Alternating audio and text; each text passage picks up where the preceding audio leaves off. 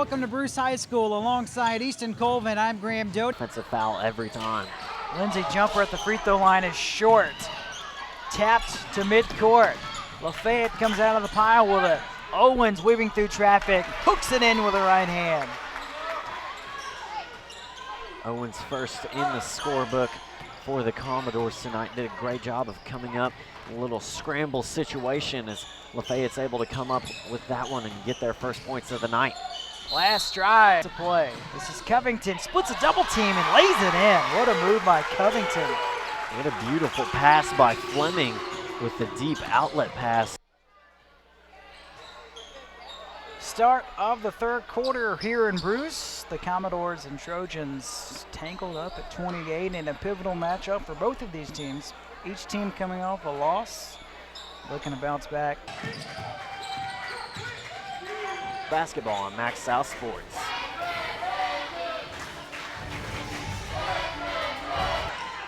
Glass for a three, in and out. Glass gets his own rebound back, falls down, out of bounds, Lafayette basketball. Glass begging for a foul down there. Good no call by the referees as the defender was standing his ground, no movement, ball came free. 1 point lead for Lafayette. It's knocked away. Bishop has it knocked away. This is Glass.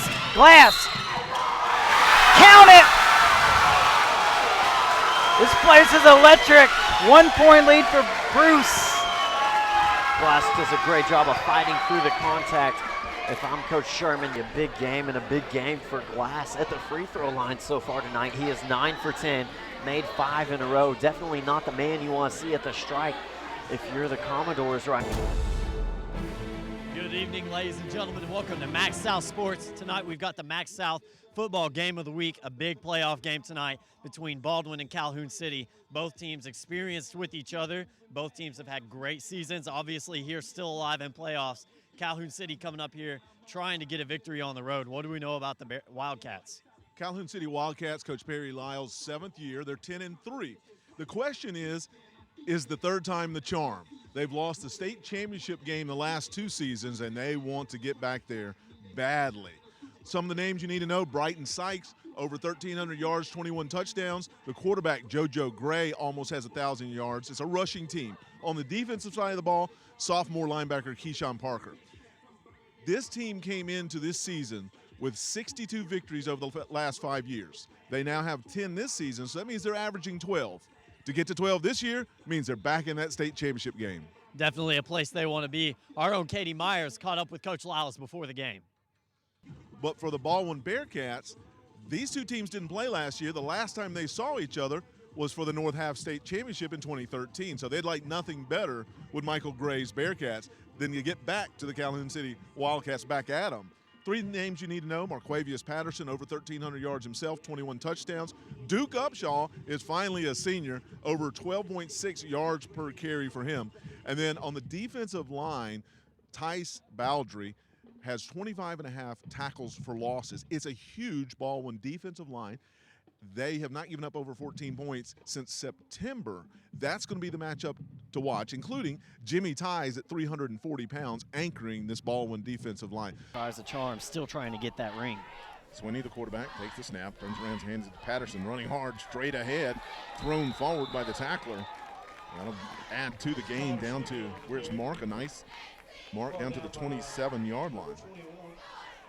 Gain of 7 on the play is going to set up a 3rd down and a 2 for the Baldwin Bearcats. This one just inside the 10, so 1st and goal for the first time tonight. Clark still the deep back, listed as the fullback, 5'11", 181 junior, has just checked in. Patterson on the sideline. Direct snap, Upshaw turns, gives it to Clark. Clark ahead the steam, straight ahead, bounces off one would-be tackler. Give him 6 in for the touchdown. Clark with a great run right there, got met in the hole by a safety. Safety just couldn't handle him as he powered through on the way to the 9-yard touchdown. As you can see on your screen, a huge hole. Wide receiver does a good job coming from the outside to lay a block in there. Hudson. 55, 6'1", 340 pounds, anchoring the middle. This time, Sykes makes a nice move, makes man miss 2nd level. Stiff arm at the 3rd level. He's across midfield, nice cut back. He's going to work across the grain. Finally tripped up at the 40-yard line. That's Overton Gates on the stop, but a big run. And there's Sykes' explosiveness right there. 37-yard gain on the carry right there for Sykes.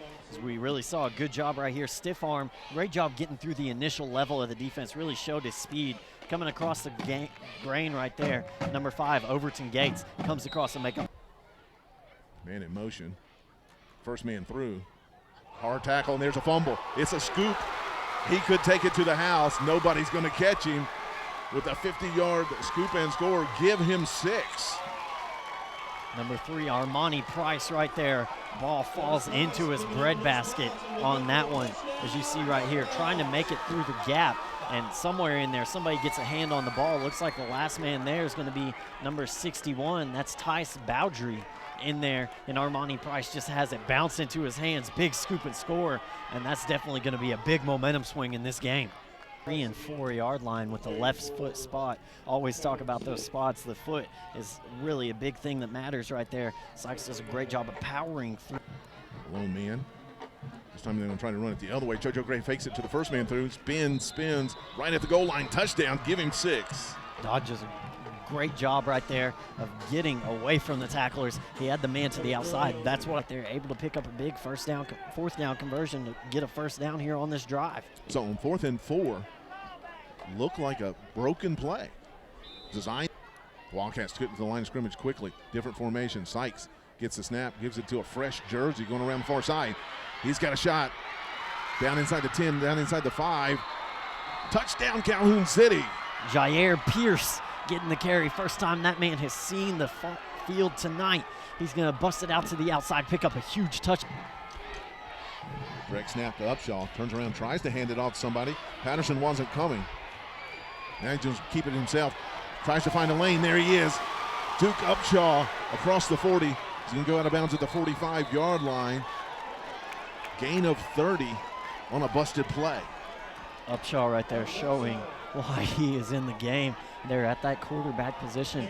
Longest run of the game for Baldwin here tonight, and definitely get themselves out of the shadow of their own end zone. And they've definitely trying to regain some of that momentum right now. That really puts some energy into this team and to the sideline, to the fans, everybody. Fresh set of downs for the ball. Gets set up the other way, and I wondered when we were going to see them flip-flop. They've tried this right side so much. Turn and hand it. Martavius Patterson in for the touchdown. Give him 6. Patterson 6-yard touchdown run to take the lead. 7:47 left. Upshaw definitely thought he had one right there. Thought he had the dagger takeaway play, but that one is going to stop the clock, and that's going to bring up second down. But you've got to think they're fixing to punch this one in and do anything about it with how close that ball was.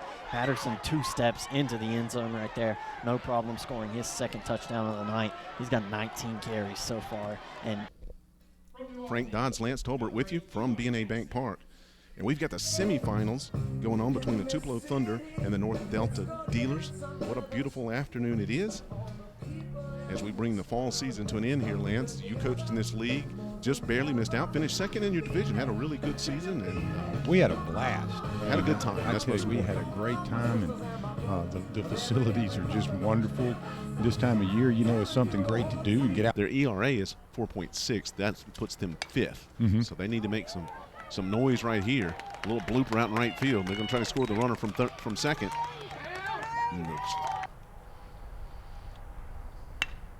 He hammers this one out in the left field. It's going to be a long run. Nobody's going to catch up with it. Take 2 or 3 bounces out there. They're going to try to score the runner from first. There goes the throw home. Copeland's going to take third on the play. Well, that was just nice execution right there by Copeland. Then you get your man Drake out there running around those bases. Fisher got a hand on that one. Dipsy doodle there brings the crowd to their feet. And there's your final 3 seconds. So your final score, Bolton Wildcats 56, Pontotoc Warriors 43. We're going to take a break. Then we're going to come back with some of the stats and some highlights from the second half action. Hope you enjoyed this game. Max South Sports from the Hotbed Classic. We'll be back right after this.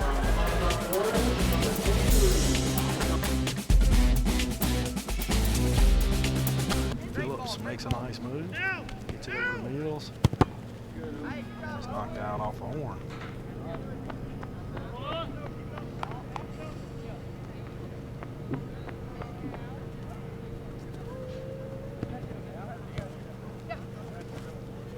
Now Mills, he's showing his footwork.